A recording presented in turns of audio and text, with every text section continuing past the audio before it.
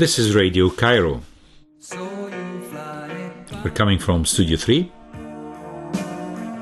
My name is Dr. Amr Mabrouk. Dua Muhammad is at the control. And we are here with you for 1 hour.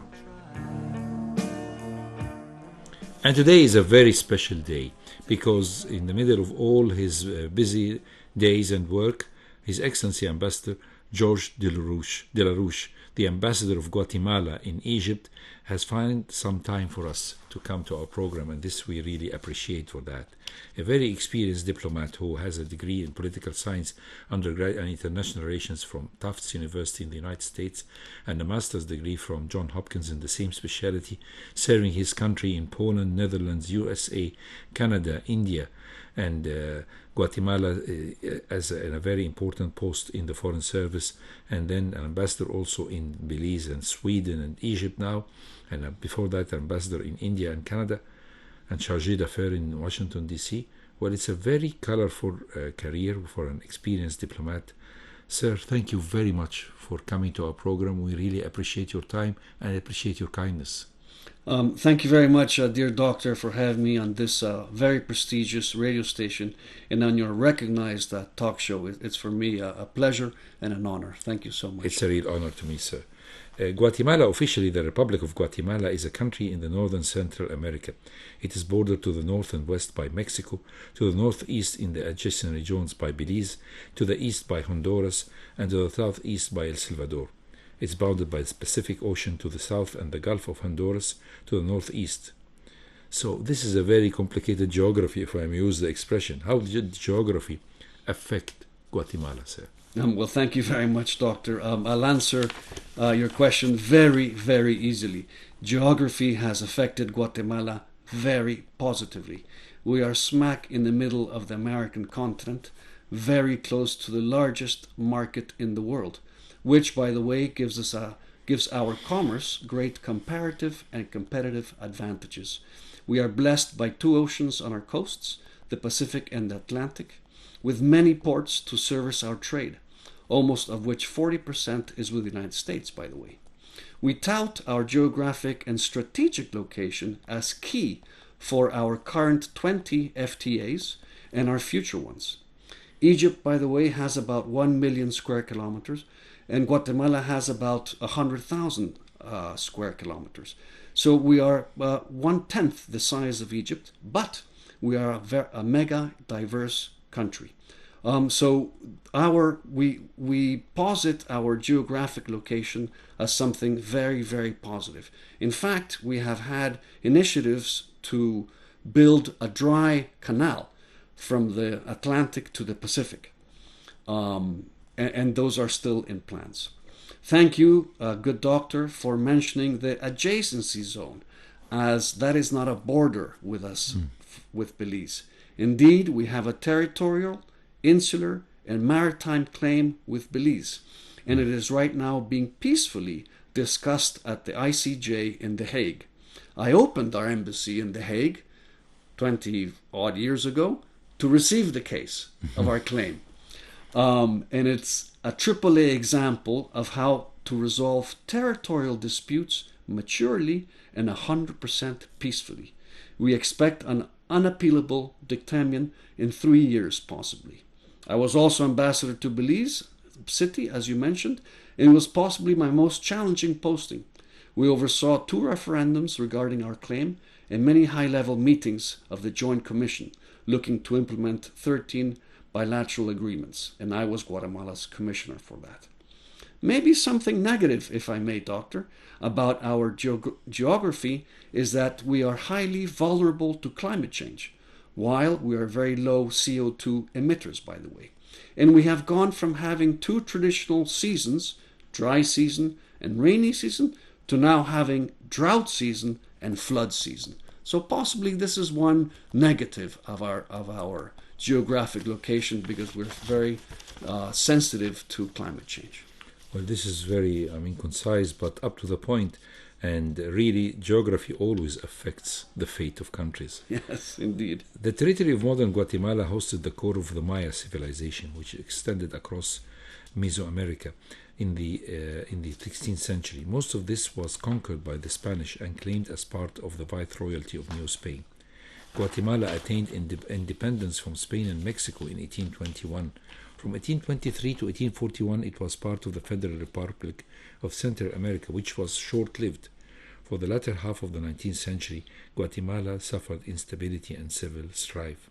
From the early 20th century till 1996, the country has seen a lot of instabilities. How far has the United Nations in negotiated peace accord resulted in economic growth and successive democratic elections, which is, of course, very recent, since the late 1990s. Thank you, Doctor. I'm not sure I agree with you 100% of your use of the word instabilities. For much of that time period that you mentioned, we enjoyed good rule of law, very good macroeconomic conditions, and strong import substitution industrialization. Our central bank was and is recognized internationally for maintaining a very sound and stable condition of our currency, debt ratio, inflation, etc. Indeed, we had an internal conflict from the 1960s onwards until the peace accords were signed in 1996. By the way, it was the Nordic churches, the UN, the Organization of American States, that played key roles in bringing peace to our region and Latin America, and not just in Guatemala. We also credit the Contadora process and the Esquipulas meetings by our own leaders in Central America that brought the desired peace. You must look upon these conflicts, or civil strife, as you put it, within a larger global Cold War lens. The world was polarized, in our region too. Thank you for mentioning, Doctor, the Federal Republic of Central America. And alas, yes, it was short-lived. And ironically, we are now trying to go back to that. And we have an integration system. Like the EU, for example, right? Yeah, exactly. Exactly. And we have a Central American integration system that is looking to bring us back together. Oh, that would be really very interesting. Yes. So Guatemala is the largest economy in Central America, with an estimated 2024 GDP per capita of the US dollars $10,998. However, Guatemala faces many social problems. How can the country face these problems?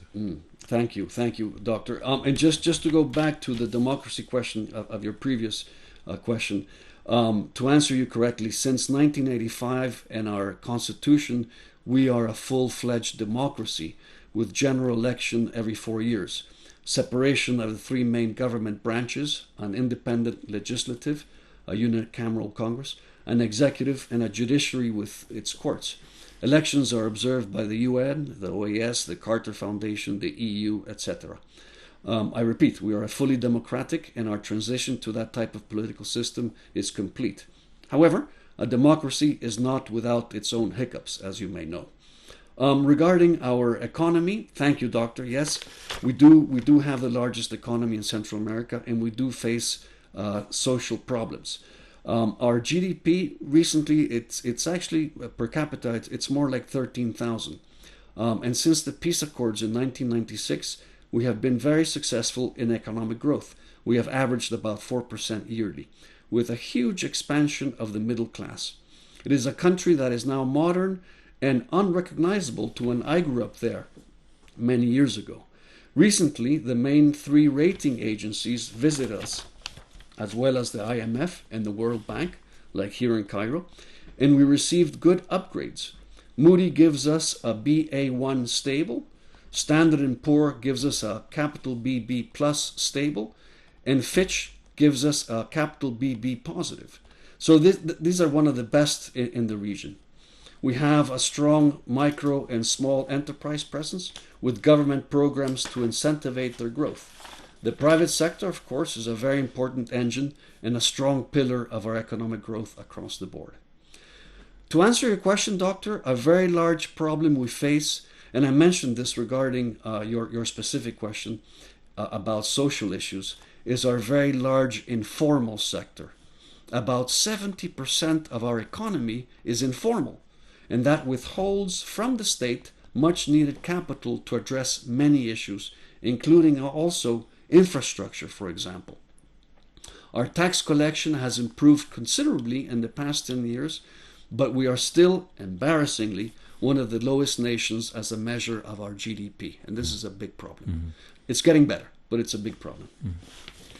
Well, definitely this is really very interesting introduction about Guatemala. And after the break, we'll talk about two important sectors in Guatemala, which is tourism and education. Stay tuned to us with His Excellency Ambassador George de la Roche, Ambassador of Guatemala in Cairo, and we're coming from the World of Info. So you're still listening to the World of Info, and with us His Excellency Ambassador George de la Roche, Ambassador of Guatemala to Egypt. And we are my name is Dr. Amr Mabrouk, and Muhammad is still at the control. In Guatemala, there is a very important sector of the economy, which is tourism. It has become one of the main drivers of the economy, with tourism estimated at 1.8 billion to the economy in 2008 and rising. Guatemala receives around 2 million tourists annually and in recent years. How can Guatemala increase this number, and what makes people come and visit Guatemala? I know the answer, but you have to tell us about that. Yes, of course. Thank you very much, Doctor. So what about the tourism in sector? How many is the population of Guatemala? Right now we're at 18 million. Yes. 18 million. Yeah. So it's interesting because the composition of our GDP has changed very much. And tourism now is not that an important player in the GDP as it was before. Right now, our GDP, total GDP, is about 230 billion, and tourism is roughly about 2% of that. Our main GDP contributors are vehicle trade and repair, is 20%. Industry, general industry, is about 14%. Capital inflows, cash transfers, 10%. Agriculture, livestock, forestry and fishing, about 10%. Here, it's worth mentioning, Doctor, that when I was young and growing up in Guatemala, agriculture was maybe 40% of GDP. So it's really changed a lot. Real estate now is 7.5%, construction 5.5%, finance, services, insurance 4.5% of GDP, education 4.5%, defense 4%, accommodation and food services activities 3.5%, other services about 15%. So we have changed a little bit, and we are not like, let's say, some other Caribbean nations that depend on tourism to survive. Like, for example, Belize. Belize, their GDP on tourism is about 40%. Ours, it has changed. But, of course, tourism is important. It's called the trickle-down economy, the smokeless industry, as it's called. And we have a very active Director General from our National Tourism Institute that is pushing for several campaigns and initiatives abroad to increase tourism, with drives overseas that target specific audiences. For example, we have 26 volcanoes, and volcano climbing has become quite the trend. Guatemala has huge potential, and we have to make more of an institutionalized long-term effort to be able to compete with two main regional neighbors in particular. Mind you, we have come a long way in the past 15 years, including attracting neighboring countries to visit. We receive about 70,000 Salvadorians a year, and our own internal tourism has increased thanks to rearranging holidays and making more 3-day weekends. As we are a mega diverse destination with hundreds of microclimates, we have, besides national attractions, a growing sectors in convention tourism, medical tourism, catch and release sport fishing, and weddings tourism. Can you imagine that, Doctor? We have people that, because it's such a beautiful and scenic country, one of our volcanoes is one of the most conically shaped volcanoes. They come to get married in beside the volcano. Yeah, that's interesting. Yeah, no, but it's not active, of course. Yeah. No, some are active, some are not active. So this is really very interesting, the tourism of the volcanoes. Yeah, and people like climbing up to them, and active ones also. Yeah. They're testing their lucks. Well, actually, my daughter went up, and you can fry marshmallows on the crater. Wow. Can you imagine? I imagine the courage of your daughters. Thank you, sir. Thank you. So, education in Guatemala is for the most part provided publicly, funded and overseen by the central government. Correct. Yeah. How can education help in improvement of the economy? Doctor, I really thank you for this question, because this is a very important question, and particularly concerning Guatemala. It is also a tough question for me to answer. What I can tell you is that the public school system is being kidnapped and is currently hijacked by several syndicates, but one in particular. It is incredible how an organization in the name of education can be so detrimental to youth's general education. Tough action is required to sort out these encrusted mafias. We all know that a properly educated citizenship translates to a positive future across the board, and that includes improvement of the economy too. It goes hand in hand. But this is a very tough subject, a very, very tough subject, Doctor. And this syndicate, it really holds back the public education initiatives of any government. It is the syndicate of the teachers or what? Yeah. No, that's very interesting. So sometimes the syndicates are not that as kind as they look like, right? No, and this is the classic example. I really thank you for asking that question. The Guatemala City is home to many of the nation's libraries and museums, including the National Archives, the National Library, and the Museum of Archaeology and Ethnology, which has an extensive collection of the Maya artifacts. How can the government keep and protect this heritage, sir? Yes, thank you, Doctor. A very important and delicate subject. We have come leaps and bounds in the protection of our 3 UNESCO national parks, the Tikal Pyramids, the Quirigua Stela, and the old capital of Santiago de los Caballeros, as well as a safeguarding and proper exhibition of Olmec, Maya, Spanish colonial, and post-independence national treasures. The government does a good job of looking over these artifacts. For example, I'll give you a very symbolic example. When I was a child, when I was younger, I could literally walk up the stairs of the main temple pyramid, the Grand Jaguar. Imagine they would let you go up here, the main, if you could, The upscale up. They used to do that actually up till the late 40s, I believe. Right. But after that, the government was wise enough Right. to stop Right. this climbing because it was dangerous. But you know what, sir, since we brought that, Please. originally there was guides that will help you to guide you to climb the pyramid. And I used to be a student in the English school in Cairo, so we have our own archives. The English school was built in Egypt in the early 20th century in Cairo, and in Heliopolis, the campus is in Heliopolis since 1917, 1918. And there are pictures in our archives that show the school students going up to the pyramids with some Nubian guides, Right. and they are having pictures on the top of the pyramid Having with a the picnic. school jacket Right, and t-shirt right, and ties. This is really very interesting. So you know what I mean. I would, yes, I know, but I know. never dare to do that. Yeah. And of course, it's prohibited by law Now now it's since the prohibited, 50s, yeah, which of is a very good thing. Actually. Well, Guatemala the same. Now you have to go up the Grand Jaguar pyramid using a scaffolding on the side to protect the stone. Yes, of course. Also, another good example is the preservation of the beautiful colonial town of Santiago, which used to be the capital of the Spanish Empire for the whole region. See, Guatemala before was the whole region of Central America now. And this city, Santiago de los Caballeros, was the capital. It was the viceroyalty after Mexico was the other most important place. Well, there, if you're in this beautiful colonial town, Doctor, and you walk by, for example, a Starbucks cafe, you don't know you've walked by a Starbucks cafe because it has to be built in the style, color, etc., to keep the harmony of the colonial town. The cobblestone, centuries-old streets are also well preserved.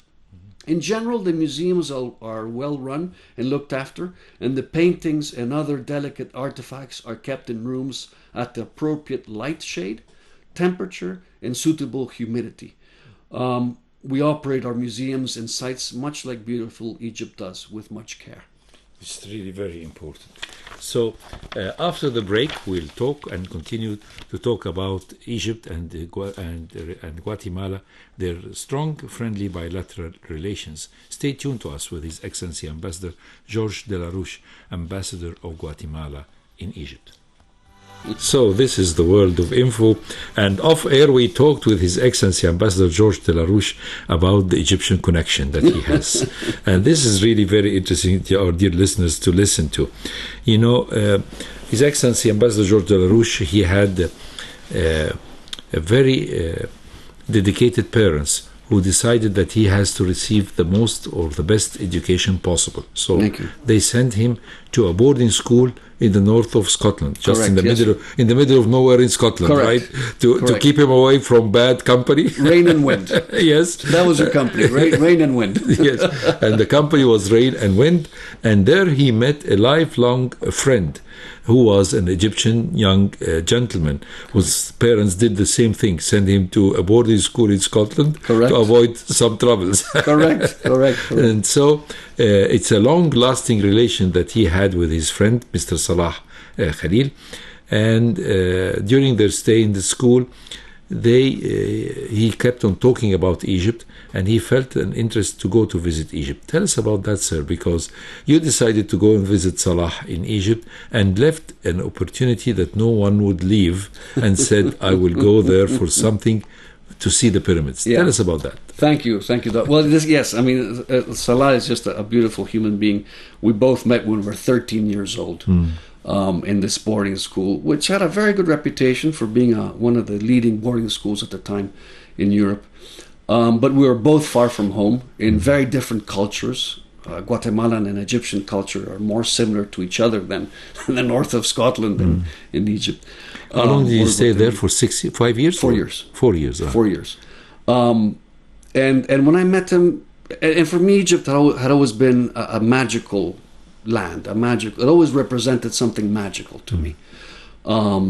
So throughout my 4 years there, we made a beautiful friendship with Salah, which lasted up till today, right? Oh yeah. We're still very, very close friends. Very. He came to visit me in India when I was ambassador in India with our other good friend James. They came to visit me last year in Sweden, and they're planning, of course, a trip here to Cairo with us. But anyway, we were both fairly good athletes, and at my last year, I was on the tennis team of the school, and it's a mixed school, or it's boys only? No, mixed, co-ed. They invited the Wimbledon championship tennis invited the school to play the opening games. At the Wimbledon yearly championship, and I was part of the team, so I was destined to go and play at Wimbledon. But I said no. I want to visit Egypt. I want to visit Salah. I want to see the pyramids. And this caused a lot of problems with my family, because they all said, well, listen, the pyramids will always be there. They have been there thousands of years. Go play. That's a once-in-a-lifetime opportunity to play at Wimbledon opening games. But you didn't go. But I said no. So I came to Egypt 42 years ago. And you never regretted that? I still don't. Really? I still don't.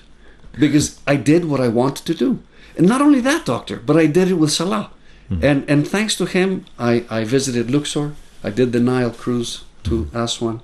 Visited Abu Simbel. We visited Alexandria. We visited everything. I mean, I stayed here in his apartment in Mahdi, 2 blocks from where I live now. How incredible is that? Yes. And then, as I mentioned to you, I went to the Mahdi Club, and Mr. Ibrahim, who's the president, was the first Egyptian to go to this boarding school. What's the name of the school?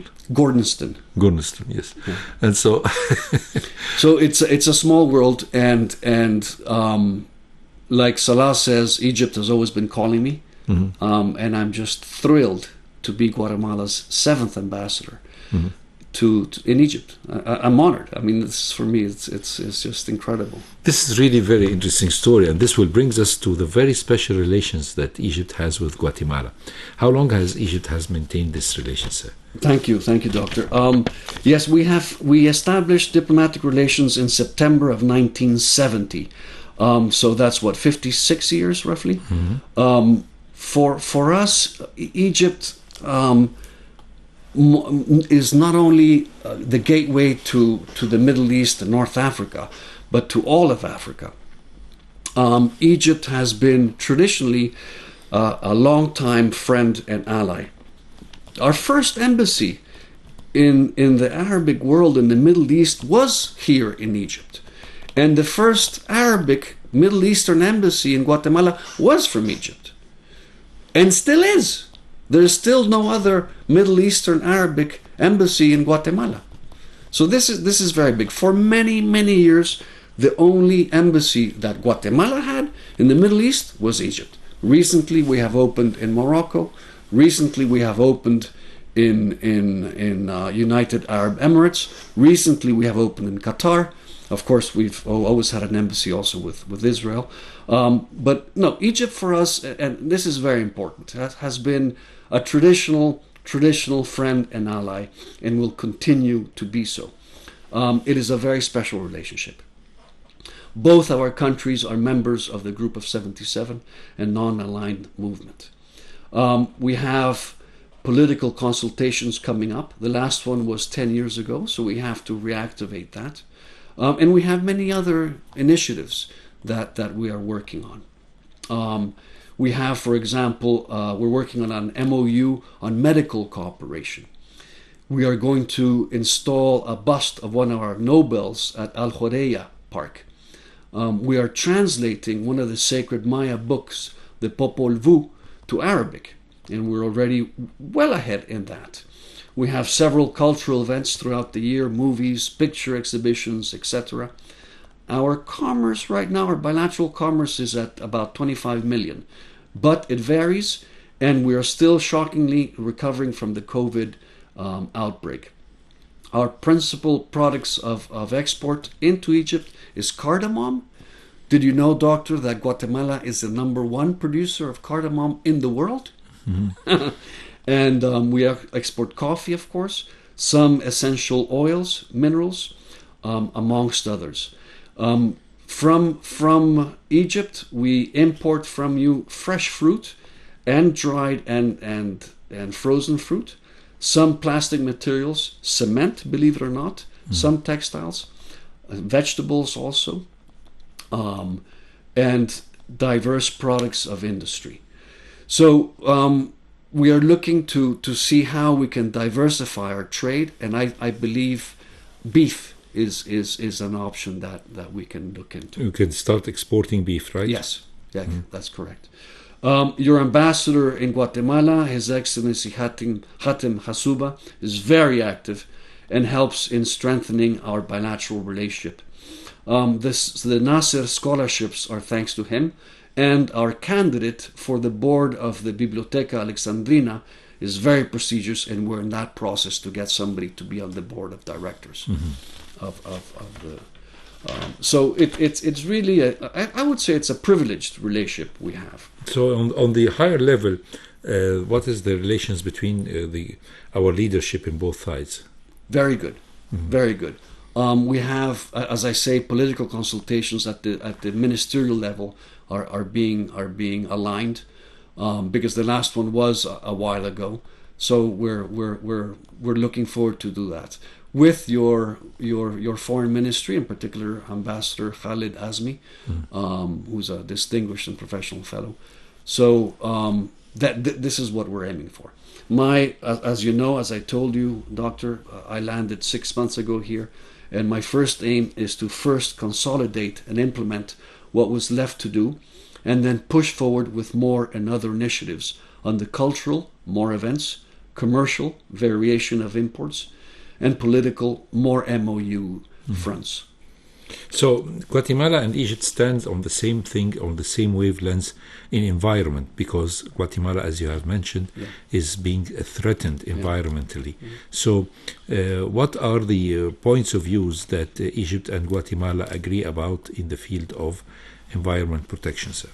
Well, we emit very, very little CO2. We share the same points of view. We are signatories to the Paris Convention. Your previous ambassador to Canada, Mr. Wael Abul Magdi, Yes. who's a dear friend. He, as you know, he was the president of the Sharm el Sheikh Convention, and we were present there. I would say we see eye to eye. We see eye to eye on that. And the peace initiatives that Egypt is always leading in the Middle East. Yes, of course. Whether this is in Gaza or in Sudan or Yes, of in course. or Libya. Yes, of course. This is we are Yes. agreeing on this as well, right, Yes, sir? yes, yes, yes.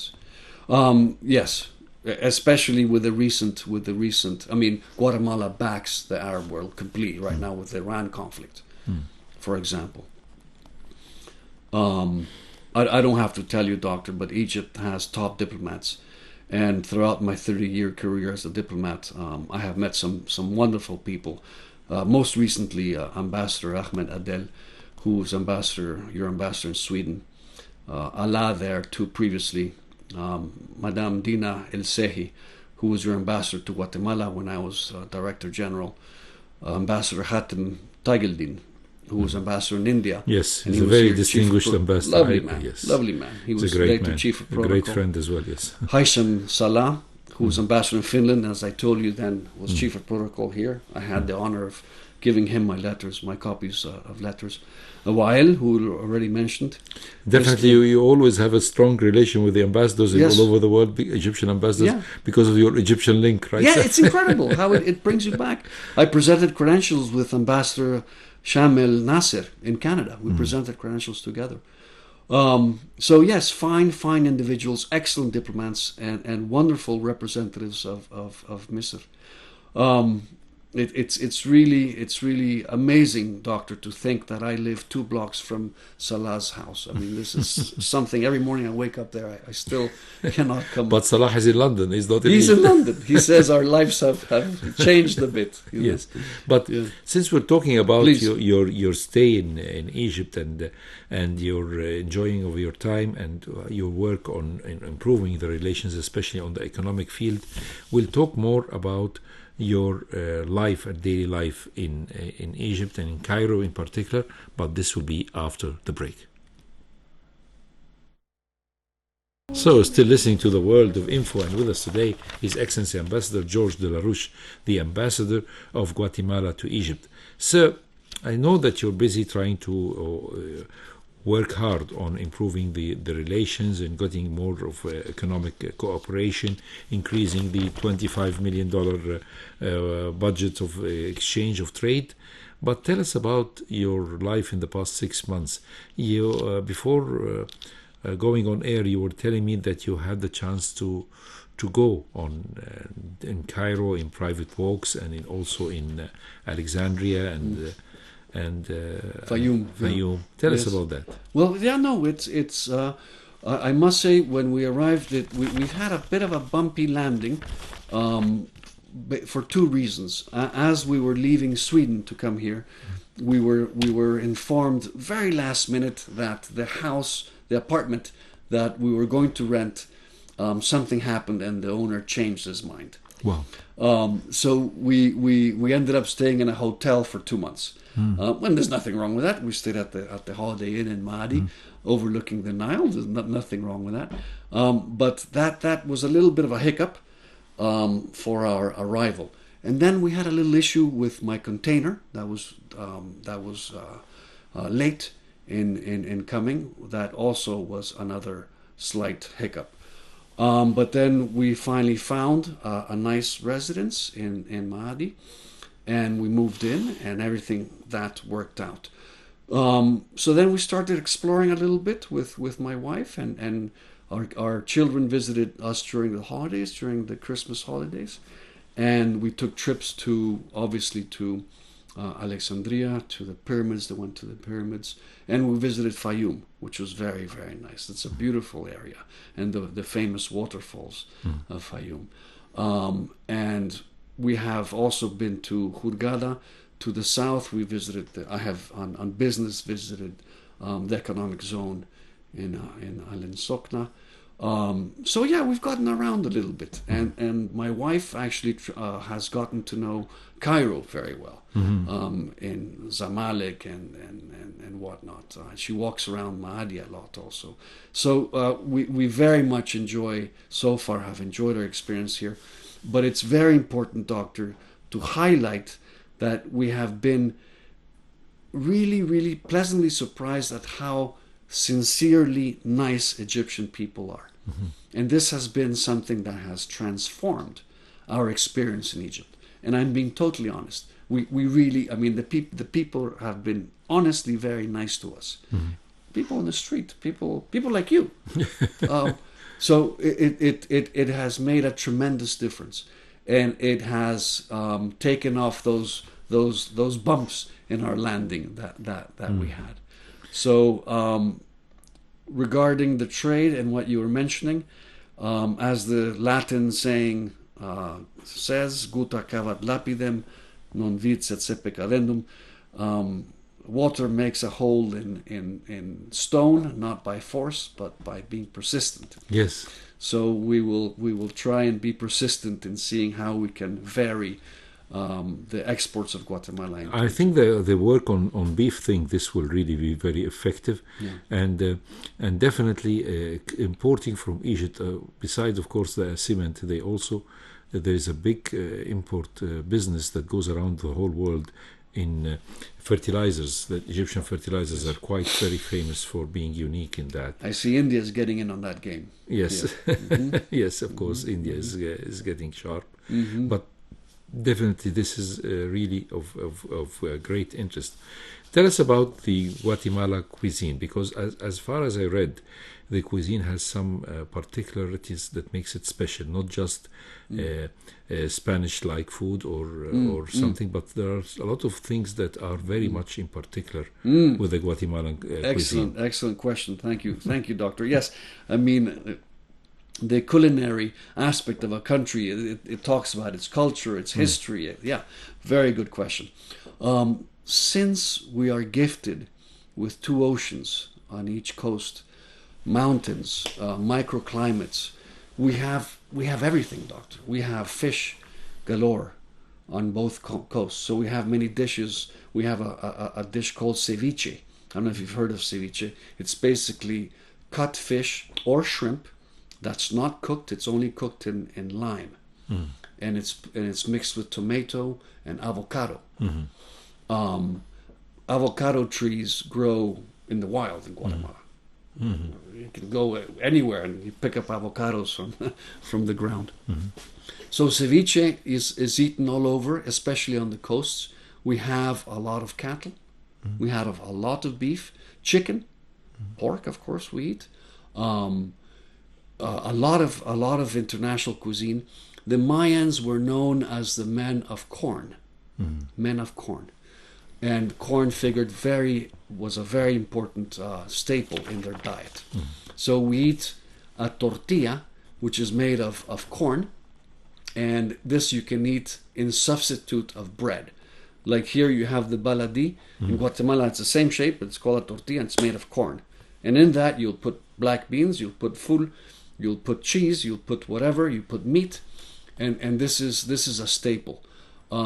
We have all sorts of fruit. So any fruit juices. But you take from us fruits and vegetables, right? Yes, incredibly so. But we also export to you fruits and vegetables. It's incredible. We drink hibiscus sabdarifa. Oh, just like you do. When I was at an Egyptian residence embassy and the ambassador offered me, he said, "Listen, this is my national drink in Egypt." I said, "This is my national drink in Guatemala." Really? Yes.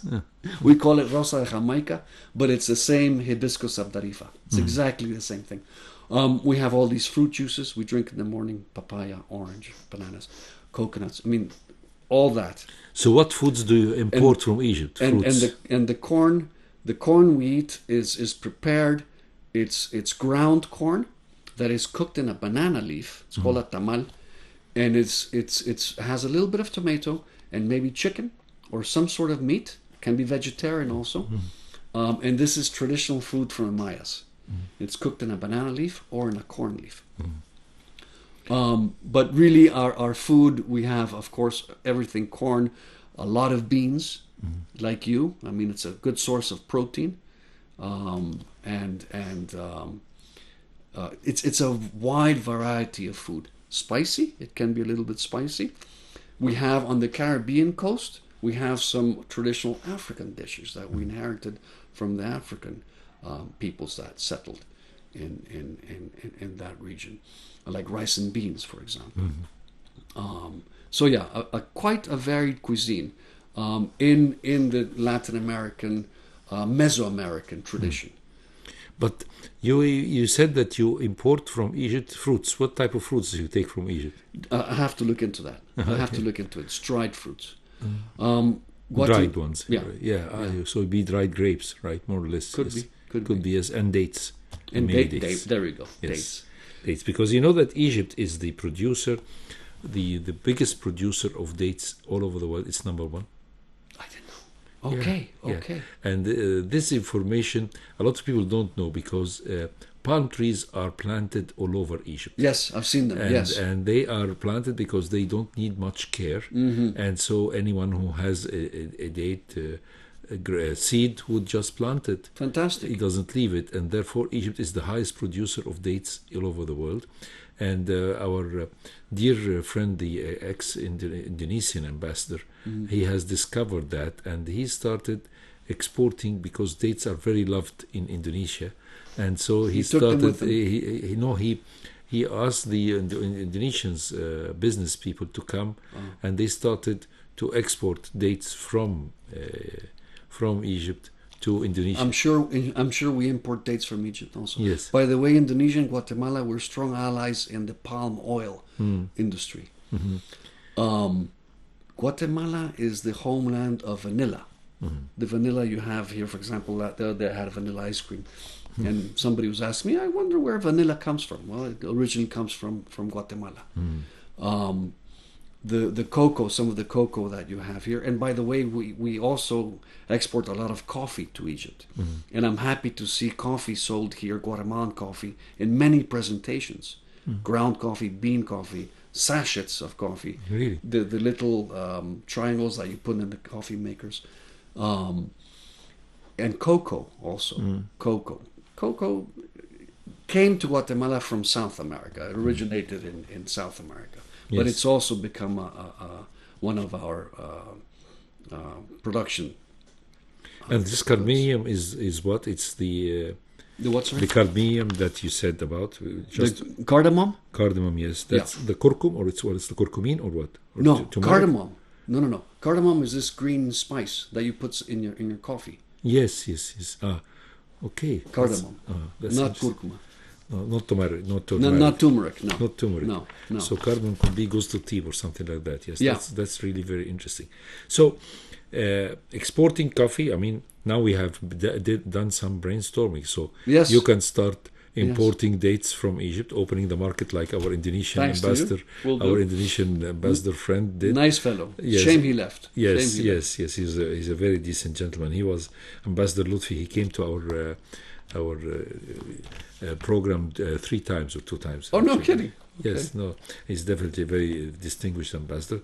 So we're going to open the date business between Egyptian date producers and, of course, Guatemalan, and of course the if you take our beef, we'll do that. Yes, and beef definitely is important. You have a very big market for beef here, and you do it well. You prepare beef lovely here. Yes, and it can be very easily arranged that you do this halal thing over there, because this it can be. And the phytosanitary, we've seen what the steps are locally. Yes. So yeah. I mean, there is a lot of things to do in Egypt beside improving always the friendship between us and the Guatemalan people. Excellency, it's really a great honor. Thank you very much for having the time to speak to such a really experienced diplomat and very highly cultured and educated gentleman like you, His Excellency Ambassador George de la Roche, the Ambassador of Guatemala to Cairo. Wishing you the best and the best possible stay in Cairo, and definitely we wish that the Egyptian-Guatemalan relations go to a higher and even more strategic partnership, as we always hope. Thank you, Doctor. It's a privilege for me, a pleasure. You make my work easier. So I thank you. Thank you, sir. And with you was Dr. Amr Mabrouk, and Dua Muhammad was at the control. Please stay tuned always to Radio Cairo, and we promise to come back the same time, same station next week in Radio Cairo.